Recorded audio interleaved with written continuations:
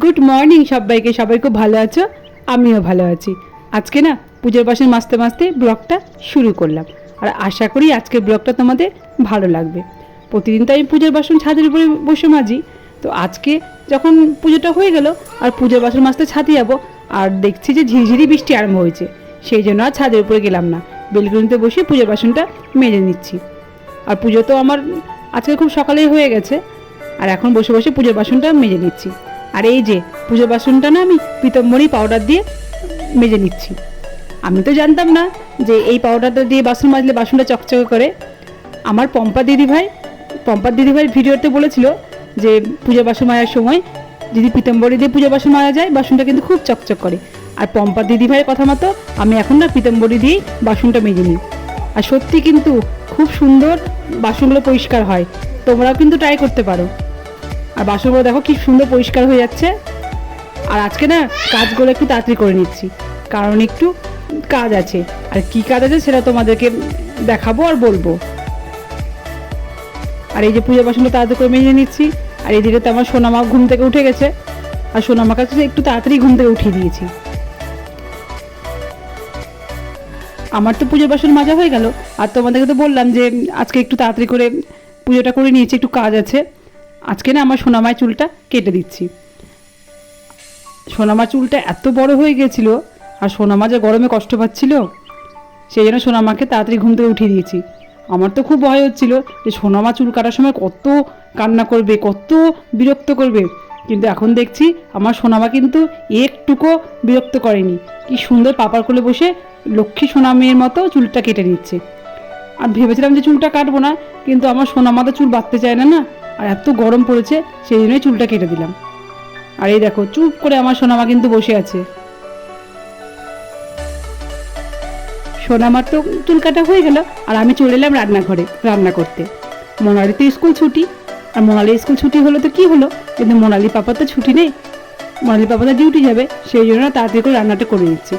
আজকে এমনিতেই সোনামার জন্য রান্না করতে দেরি হয়ে গেল, সোনামা তো চুল কাটলো, আর সেই জন্য না সোনামাকে সকালবেলা স্নান করে দিলাম। সোনামাকে এত সকালে স্নান করে না, চুল কাটলো বলে আজকে সকালবেলা স্নান করে দিলাম।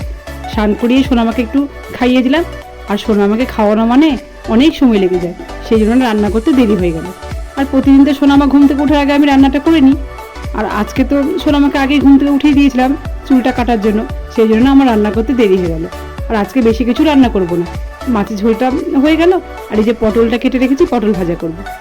মাছের ঝোলটা হয়ে গেলে না পটল ভাজাটা করে নিব। আর যা গরম, আর ভালোও লাগছে না, আর আজকে কিছু আর রান্না করব না, মাছের ঝোল আর পটল ভাজা করব। আর মাছটা তো আমার রান্না করা হয়েই গেল। মাছের ঝোলটা তো আমার রান্না করা হয়ে গেল, আর আমি এখন পটলটা ভাজা করে নিচ্ছি। আর একদিকে পটল ভাজাটা বসিয়ে দিয়েছি, আর আর একদিকে না ভাতটাও বসিয়ে দিয়েছি।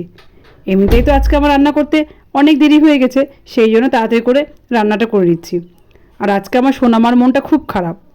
সোনামার চুলটা কেটে দিয়েছি, আর সোনামা বারবার করে মাথায় হাত দিয়ে বলছে, মা চুল কই, মা চুল কই, চুল নাই। আর এত মনটা আমার খারাপ করছে। আর আমারও তো চুল কাটানোর ইচ্ছে ছিল না, আর যা গরম পড়েছে সেই জন্য চুলটা কেটে দিলাম। আর সোনামা চুল বাঁধতে চায় না, সেই জন্য আরও চুল কেটে দিলাম। আর গরমে ঘেমে যাচ্ছে, আর ঘেমে আর ঠান্ডা লেগে যাচ্ছে, সেই জন্য ভাববেন না চুলটা তো রাখলে হবে না, চুলটা কাটতেই হবে। রান্না তো আমার করা হয়ে গেল, আর কী কী রান্না করলাম তোমরা তো দেখলে। আর এই দেখো এখন আমার খাবারটা নিয়ে নিয়েছি, মোনালির খাওয়া হয়ে গেছে, আর মোনালির পাপাও খাবার খেয়ে ডিউটি চলে গেছে। আর এখন আমি খাবারটা খেয়ে নিব, খেয়ে আবার মোনালিকে গান শেখাতে নিয়ে যাব। তো চলো দেখতে থাকো, আবার পরে তোমাদের সঙ্গে আমি কথা বলবো। দুপুরের পর আবার বিকেলে চলে এলাম তোমাদের সঙ্গে কথা বলতে। তোমাদেরকে তো বললাম যে মোনালিকে গান শেখাতে নিয়ে নিয়ে যাব, তো চলে এসেছি। আর সময় ভিডিও করতে পারিনি, আর বাইরে যা গরম, আর আমার সোনামা এখানে এসে দুষ্টুমি শুরু করে দিয়েছে। আর এই যে মোনালি গানে বসে গেছে, তো চলো পরে আবার তোমাদের সঙ্গে আমি কথা বলবো। মোনালিকে গান শিখিয়ে নিয়ে বাড়িতে চলে এসেছি। আর বাইরে যা গরম না, আর আসার সময় না ভিডিও করতে পারিনি, খুব গরম। আর আমার সোনামা গাড়িতে খুব আমাকে বিরক্ত করছিল, সেই জন্য আর ভিডিও করতে পারিনি। আর আমার সোনামাকে এই চকলেটটা কিনে দিয়েছি, আর সোনামার তো চকলেটটা পেয়ে খুব খুশি, আর এখন গাড়ির উপর বসে আছে। আর আমরা একটু আইসক্রিম খেয়েছি। দিয়ে বাড়িতে চলে এসেছি। আর এই দেখো সোনামা এখন গাড়িতে বসে একটু খেলা করছে। আর সোনামার আজকে তো মনটা খুব খারাপ, সোনামার তো চুলটা কেটে দিয়েছি আর সোনা বারবার করে শুধু একই কথা বলছে, মা চুল নাই, মা চুল নাই। আর এই চুপ করে গাড়িতে বসে আছে, গাড়িতে বসে খুব মজা করছে। আর এই যে শুধু বারবার করে বলছে মা চুল নাই।